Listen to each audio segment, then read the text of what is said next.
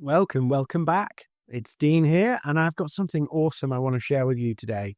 I'm talking a lot to business owners and a lot to business owners who are selling themselves, whether that be as a coach, a marketing consultant, a graphic designer, a financial advisor, business consultant. And I talk to a lot of these people, both when I'm doing events around the world and speaking at events, but also day to day on social media.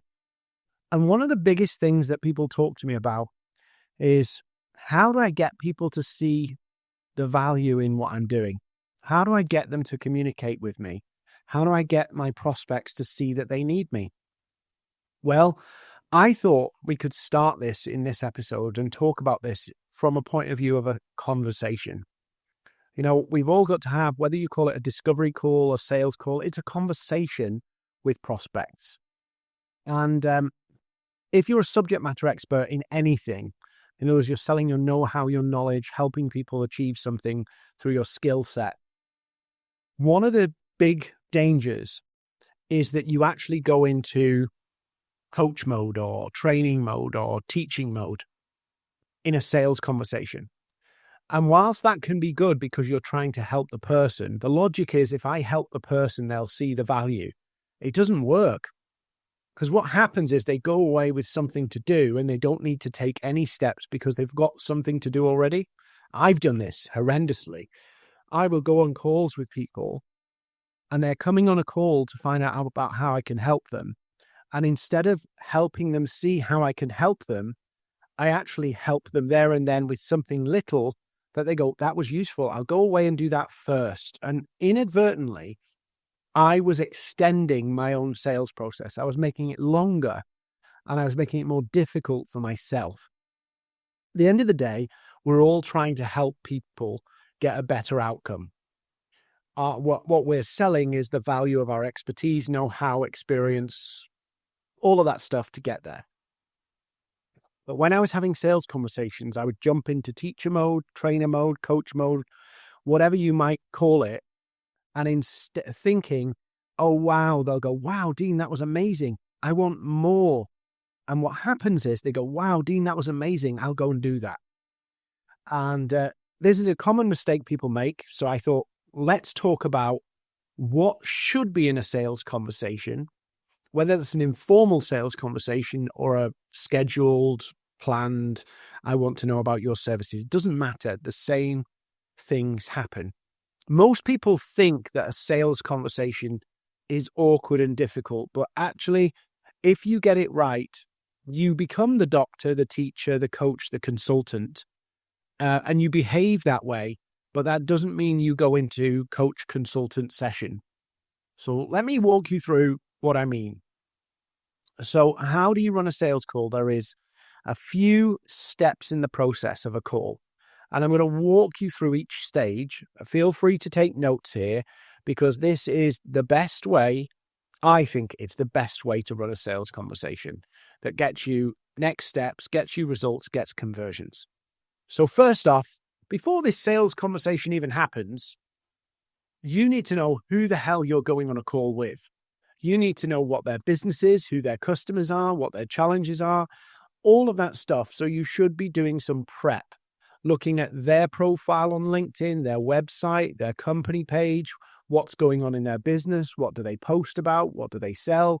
You want to know all of that stuff first so that you can have case studies and testimonials and all that good stuff prepared to talk about if you need it. If you go on a call without the preparation, you will be feeling your way through it.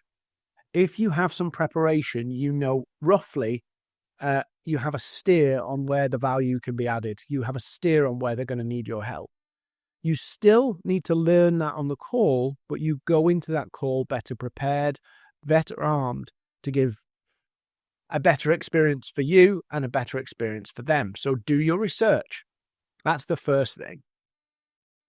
So don't go on a call without knowing what the angle is, what the perception is, what's going on in their world, the works. Now, we get on the call, right? We don't just dive into business. We got to break the ice. We got to build a little bit of rapport. Yeah.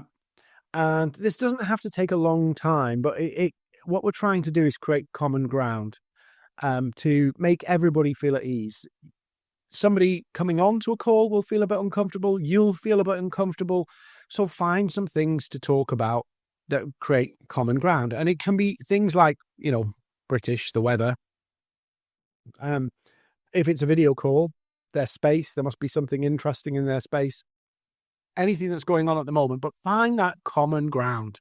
It's really important that you find that space where you can break the ice, but make everybody feel at ease. So use that space to make the person feel at ease. It doesn't have to be long. It can be a couple of minutes, but it's just trying to take the awkwardness out of complete strangers meeting on a call. That's the objective you're working on here. How do I get somebody to not feel uncomfortable? So then the next part of this, and this is the most uncomfortable for a lot of people, but it will help bring structure to the call, is to set the agenda of the call. So it can be as simple as, thanks for coming on the call with me. Appreciate your time. What I thought we would do is I'll find out a bit more about you, share a bit about you. I'll tell you a bit about us and see if there's any fit. It can be that simple. It can be that simple. And you can say things like, is that good for you? Does that sound okay for you? And you're just reassuring people there is a structure to this conversation and they know where it's going. And I always try and say, so are we still good for 30 minutes? Because if they come up and go, I'm really sorry, I've got to run in 15 minutes, you want to change the timings to fit the slot. So I always say, and reassure them that it will be done in 30 minutes, right? So this is just simple setting of the agenda. It brings structure. You'll feel uncomfortable doing it, but actually it brings a lot of structure to it. So it doesn't have to be like really formal. It can just be, so we'll find out a bit about you, find out a bit about me, see if there's any alignment there. And are you still all right for half hour? Is that all right? Just to set the agenda. So that gives you confidence of knowing that they know what they're expecting. It gives them confidence of they know what they're expecting. And then we go into the most important part of it, getting the prospect to actually tell you about their business. So the obvious question you want to ask is, what made you come on the call today? And you can ask that first out, but I tend to say, so tell me a little bit about the business. Now, I've done my research, but now this is their chance to tell me about their business. And I want them to tell me a little bit. So I would probably say something. So before the call, I had a bit of research, looked into it. Is this what you do? And you go, yeah. And you can get them to start to talk about their business. And so you want to ask, I call this phase discovery. Now, you cannot effectively sell anything without discovery, because this is where the prospect will tell you what's going on in their world, what their goals are, what their challenges are, because you're asking questions and helping them understand and share where they're at. Now, here's why this bit is really, really important. I don't know about you, but I'm like this, and a lot of people are like this, is sometimes we go through the motions and we're doing things and we don't really know why we're doing things. Sometimes we think X is a problem, but actually when we think about it more deeply, Y is actually the problem. And so in this discovery phase, it's not just about getting information to be able to sell to them. It's about asking questions that get your client who's on the call, your prospective client, to think more deeply.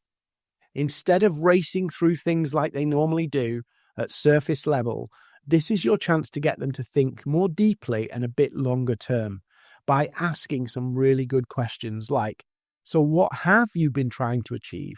What's working? What's not been working? What happens if you don't achieve that goal? How important is this goal? It doesn't just help you frame, oh, this is how I can sell to them. It helps the prospect on the call think more clearly about what do they really want. Many times, and I've had this, people come on a call with me and what they wanted, they say, I want leads. I want leads. I want leads. And when I talk to them and ask them some questions, I uncover the fact that they've been through a ton of different courses and not implemented them, they're not really sure on who they're selling to. They're not really sure what they're selling to those people. And so there's a whole lack of clarity that they have about their whole business that if I just try and bolt in a program to help them sell leads will absolutely fail. Because how can you generate leads when you're not certain on who your customer is? How can you convert those leads if you're not sure exactly what you're selling and why people need it? And a lot of people go through, where small business solopreneurs go through a business that makes them money, but never really gets further than, a side hustle or a good job money, because they haven't got this clarity. So I take the time to ask the questions to find out not just what their answer is, but to get them to think more deeply about what's going on in their world. Because if there is these issues, I can point out that these things are fundamental, and no matter how much lead generation you do, it won't work for you. So this discovery phase is about helping people think more deeply about what really matters for them.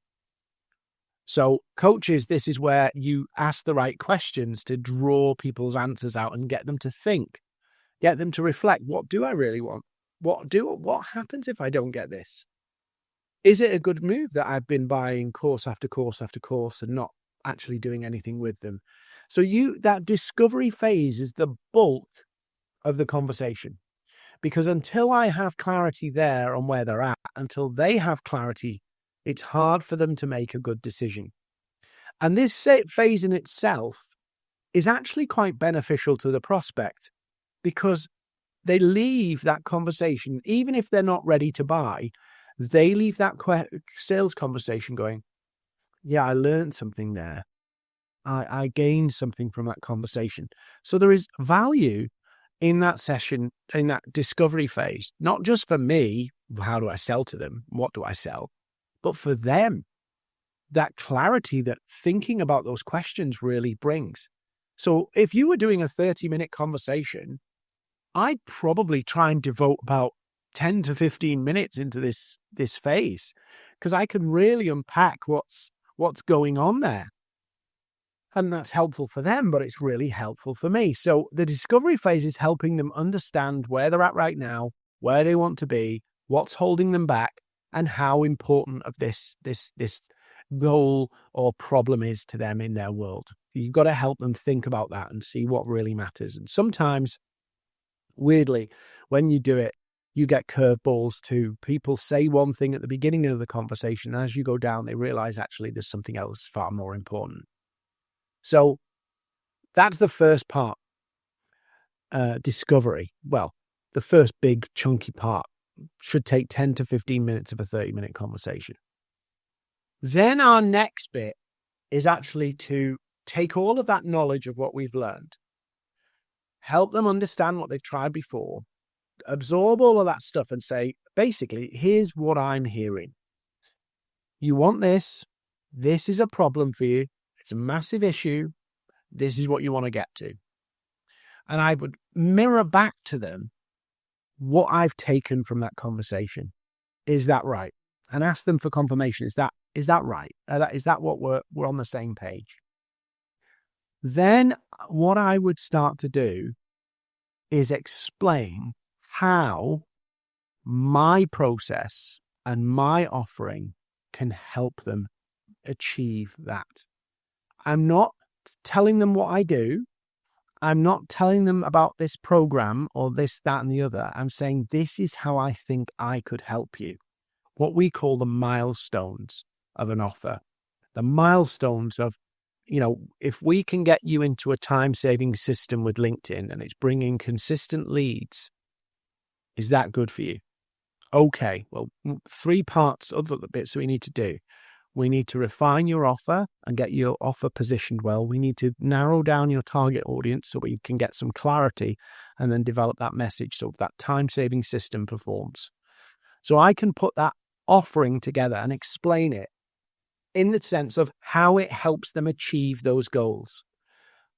Now, I'm not talking about how many sessions, what's involved there. I'm just literally matching what their needs are and showing them how my I can help meet their needs. So I'm not going into features of, there's 72 hours of content there and all this downloads and all that stuff. I'm talking about how do I meet their needs that we found in that discovery. That is what they're buying. The deliverables, the number of coaching sessions, the 12-month support, the library, the podcasting opportunities, all of that stuff, the features of what I'm selling are not really important at this point. I just have to show them how that I can meet their needs, and I have a process to meet their needs. Then they're probably going to ask a few questions, but I'll explain a little bit about it, but I won't get into the weeds of you get this, you get this, you get this, you get this. I'm not saying what features you get. I'm just saying how it meets their needs. So once I've done that, I will start to say about questions. Now, they may bring up questions. If they don't have any questions, then I will bring up some common questions. Some of the common questions people ask me about this is this. Is that relevant to you? Yeah. Okay. And we're trying to then get into a discussion where they say, well, how does this work? And what's involved? What's the time commitment from me? That's when they start to ask the questions. And you also want to ask questions back to them once you've presented how it meets their needs, of saying things like, is this potentially something that fits what you're looking for? How does that align with what you want to achieve? Do you have any thoughts on it? Just simple questions, but you're prompting people to think about what you've offered. Now, atypically, when it comes to telling people what we do, we get lost and excited and go over to in far too much detail and take up too much oxygen. In reality, it is better for us to show how it meets their needs and then deal with the details in the back following conversation. We don't want us explaining our offering to basically wipe out all of the time. We want, in a 10 to 15 minute, if we spent 10 to 15 minutes on the discovery, we've probably just spent 5 minutes on explaining our offer, because then we can get into the detail with them of talking it through and how it fits their needs and all of that stuff. Now, if you did your discovery phase well, you will have also uncovered some of their potential objections. Things like, we don't have budget. Or, I don't have a lot of time. Or, I've been burnt by a lot of programs and courses before, which is very common. You then have to, in your explaining your offering, show how yours doesn't do that. So that's where you can bring in like social proof. You can bring in case studies and keep it conversational. Don't start sharing PowerPoints and stuff like that. But you want to explain your offering and use what you've learned to navigate, to explain that offering. So you don't just say, we can do this, blah, blah, blah, blah, blah, blah, blah, and actually walk into an objection or not tailor it to what really matters for them. So that next stage after explaining the offering then is the discussion. That's where they'll say, well, how does it work in reality? How many live sessions and what days are they on? Do I need to do this? Do I need to do that?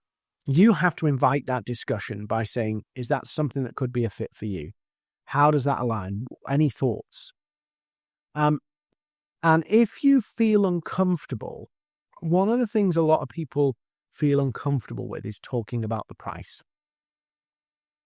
I have a solution to this, where what you can do is if they start to ask you about the details of it, and this is a bit weird, but it's a good way to do it. If you're feeling uncomfortable about it, about talking about the price, people will sense your discomfort.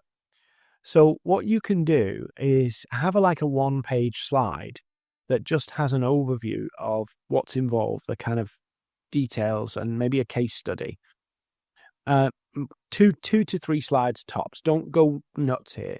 And when you get to a point where you're talking about, well, what's involved in the program, say, I'll tell you what, let me just share a slide here because I've got it all on. I can show you all. And you can bring up those slides and put your price on one of those slides.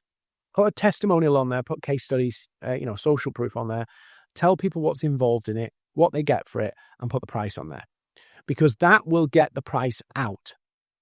And it will come out pretty quickly. And here's the thing.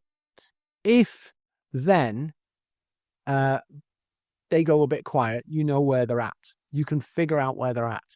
But if you're nervous about saying your price, put it on a slide with some of the feature set so that when they ask about certain features, you can bring up those slides and show them. And it will get the elephant out of the room. The last thing you want is to talk. And then the prospect have to go, so how much is it? And the other thing I would say as well about when the price comes up, if you actually say the price, do not justify your price. It's like, okay, it's $3,987. But you get this, and you get this, and you get this, and you get this. Do not justify your price. Let the price speak for itself. And people will go, if I want that, and I want that outcome, I've got this problem, and this is the pathway. They're saying they can get it to me, and this is the price. It's then for me to interpret. But if I'm justifying the price, I'm actually undermining its value. I'm saying I'm actually having to sell it. I'm trying to sell it. And what you want people to do is consider it. Consider it. It's not the same thing. Me selling is me pushing. You want them to absorb it and think about it. So 3 parts to this. 3 main parts to it. There's the discovery phase. There's the explain your offering, mirroring back based on what you've learned. And then there's the discussion phase. So they're the big chunk of it. That's probably 20 minutes or so of your call there, right? With the majority being the discovery phase, because that leads to everything else. So let's say it's 20 minutes. Let's just go through it from the beginning, right? So break the ice and set the agenda is probably 5 minutes. The discovery set phase is about 10 minutes. The explain your offering, 5 minutes. So we're in already now to about 20 minutes. We've got the discussion phase, which could be 5 or so minutes, maybe 6-7 minutes. And then we've got the next steps, which is the final part of the call. What are we agreeing to do next? So let's say, for example, they say, oh, well, I need to go away and think about it. Yeah, I'm not into high pressure selling, right? So you can say, okay, tell you what then, why don't we set up a time, maybe in a week's time, you can go away and think about it, come back with any potential things that you think maybe it is a fit, it isn't a fit, and let's set a time in the diary. That's what you can do. Now, if they have got still questions outstanding, what you can do is ask them and see if you can continue the call. But if you're not comfortable kind of countering objections, set a time. If the action is, I'm going to send a proposal and then agree a time to have a follow-up conversation. In other words, agree what you're going to do next on that call so that you have a knowledge of what their next step is, but also they know what you're going to do next. So it gives clear communication about what's going to happen. Most people are not going to be the classic salesperson of when they come up with, oh, well, I have to ask my partner. Do you know, I've never had that question or objection ever. Never had it. And yet the internet talks about it like it's a massive thing. You can try and say, well, okay, what do you think your partner's concerns would be? Right? And let's see if I can address some of them so you can take them back with you. You can do that if you want to, but it does take a little bit of inner confidence to be able to do that because it's not a normal thing to do in normal conversation. But if they come up with questions that or objections, you can go, okay, well, what would give you peace of mind that this is the right thing for you? What would stop you from buying? You can ask these questions in that discussion and phase, but for some people, it might come across as high pressure, and for you, it might not feel comfortable. But if we think about this flow here, right? We think about this flow. We've done the icebreaker at the beginning of the call. Before the call, we've prepared and done some research. We've got the icebreaker, setting of the agenda, then the discovery phase. Then we do explaining our offer and how it meets their needs. Then we've got the discussion, and then we've got next steps. And that is a fundamental way to do a call that actually both sides leave better informed. Both sides leave after seeing the value of what that conversation. But ultimately, you're going to close more because you've helped the prospect see where their needs are, and you've shown the prospect that you can meet those needs. And if you've got your social proof in order, you've got your processes in order in terms of what you're selling, they will get it. So think about those as stages. Think about that as a process that you follow. 5 minutes icebreaker and agenda, 10 minutes of discovery, 5 or so minutes up to 10 minutes of discussion, and then the next steps, and then follow the next steps. Even down to if they say, well, I need to think about it, you say, okay, when would be a great time to follow up? Or would you like to have another call in a week's time and we can go through some of the potential questions you've got? Give people a structure and then follow this. And that discovery phase will be mammoth for you because you will better understand how you can help people rather than just rabbiting off your sales pitch and hoping it lands. You'll actually know what lands. And just one other final tip here. When you're explaining your offering, if there's like 7 or 8 different things as part of your offering and 6 or 7, let's say there's 7 things in your offering that you can help them with. If they focus on 2 or 3 things that are a real big deal, don't spend your energy talking about the things that are not relevant to them. Focus on the 2 or 3 things that really matter to them. Maybe dance over the others and say, well, we've got this involved as well. But for me, I think the key bits for you are these 2. So let me just talk you through these 2. Keep your what you're saying when you're explaining your offer, keep it anchored to what they feel is important. Don't just go through presenting the whole freaking thing when the majority is irrelevant for them, because then they will leave the call going, yeah, there was a few bits in there I think that could be quite good, but all of that stuff wasn't really relevant to me. And you've basically just made it more confusing. So if you've got 7 things in your product, service, whatever, and they're really only interested in 2 or 3, make all your explanation about the 2 or 3 and play the others down, because that's what they're buying for. They're buying for those 2 or 3 things. And if they get those 2 or 3 things and it achieves the result for them, they don't care about everything else. So the more you introduce things that don't matter to them, the more they don't think it's a fit. So keep it focused. That's how I run my sales calls. That's how I do them. And if you do it with enough practice, guess what? It becomes instinctive. It's like a standard operating procedure. And you convert more because you're more relevant, more focused, more persuasive. And some of you going, oh, that feels really salesy. No, you're actually being a doctor. That whole structure is like being a doctor. You're diagnosing the problem, then showing them a way that we can treat the problem, and then asking them and discussing with them the treatment plan. That's what you're doing. And I see so many sales calls. I had one recently with somebody. Somebody got on a call and tried to sell me, and they didn't take any time to understand my needs and just jumped into selling what they do. And I'm like, I did the British thing of like pretending to be interested. Oh yeah, that's interesting. And because they weren't listening to me, they were just eager to sell their thing.